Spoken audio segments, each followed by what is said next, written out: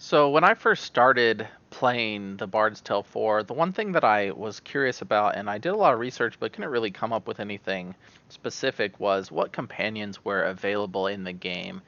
And it doesn't really matter, to be honest, for your gameplay as far as what's available, because you can always talk to Mercy, the mercenary captain here, and create as many party members as you'd like within reason, as long as you have the mercenary tokens.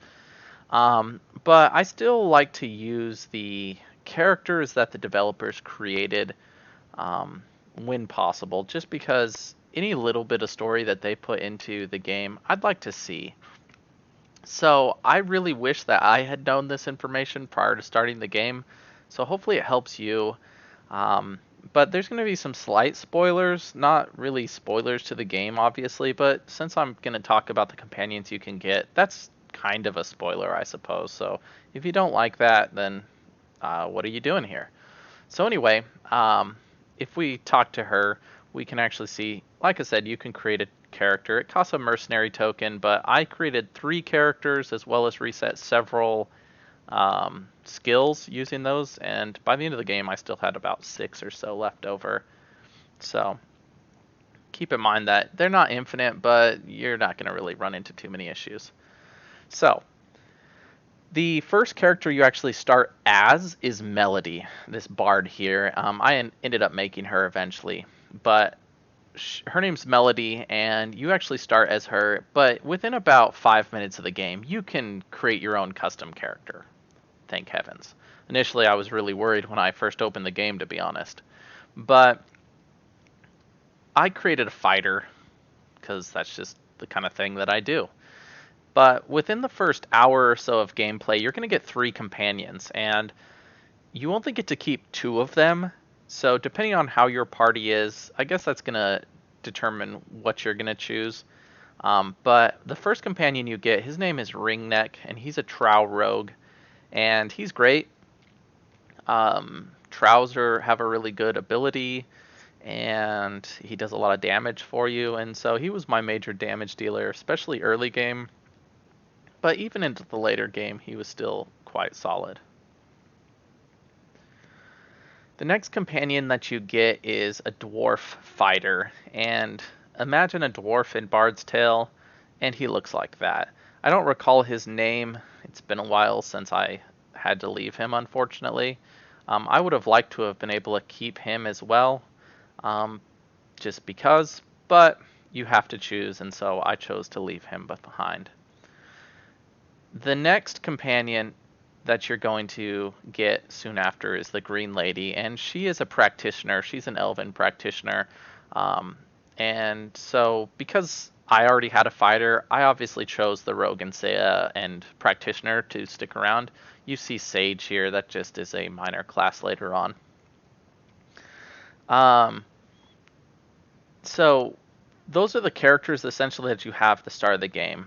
And you don't run into other characters for a couple hours, but you will soon enough.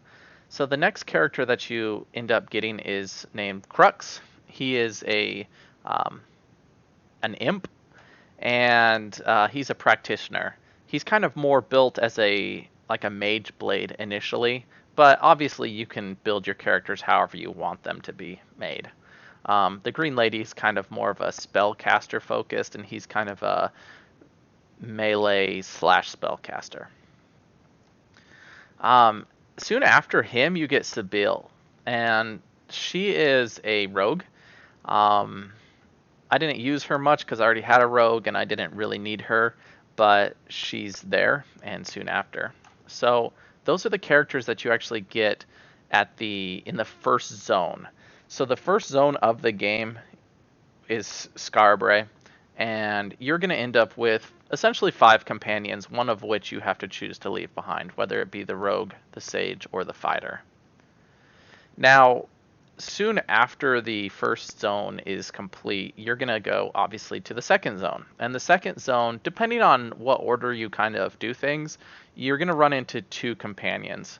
The first I ran into is Fiona the Harper. She's a bard, and this is actually a pretty good time to be getting a bard in the game because initially, my personal opinion, bards are kind of weak lower level, but they really come into their own later in game when they could really help out the rest of your party. And then you also get Brian of Dorn, and he's a fighter, and he can be quite helpful. Fighters are awesome. It's pretty nice to have a couple in your party, if nothing else, to have one just to be a meat shield. But luckily, they actually give you quite a few fighters in the game. So the second zone complete, you have now gotten 2 additional companions, and you move into the third zone. The third zone has your final companion you get, Leoslaith the Strong, and she's a fighter as well. So she is your final character. Now, this is maybe halfway through the game, if that, but it's about halfway through the game where you have your final companion. And so, things all told, you will find 3 fighters, 2 rogues, 2 practitioners, and a bard on your travels. Now, you'll have to lose 1 rogue, 1 practitioner, or 1 fighter. Personally, fighter if you're going with that, since you already get 2 additional fighters later on. And like I said, I was a fighter. But as I said before, you're definitely not limited to this. On the right here, you see my melody, my practitioner, and my fighter. And these were all characters that I made personally for my party. And they're actually still kind of interesting. They can still banter. Depending on your personality you choose for them, they banter as well with your party. So it's not like you'll lose banter. But I still would have liked to have known that I was going to get the characters that I did. So hopefully that's helpful for you. If it was, feel free to like the video. But if you're thinking about buying this game, or you bought this game and you haven't really given it a chance, definitely check it out. Definitely give it a chance, because it is pretty fun. It's not perfect, but it's still a very enjoyable experience. So I hope you give that a shot. And in fact, I'm going to be posting up a review later on this game, just kind of my opinions on it, and feel free to check that out as well when that's up. So hopefully, like I said, you give it a shot, and hopefully these companions and their information will help you decide on how you're going to create your own party when you play this game. So have a good one, and hope to see you in the Bard's Tale.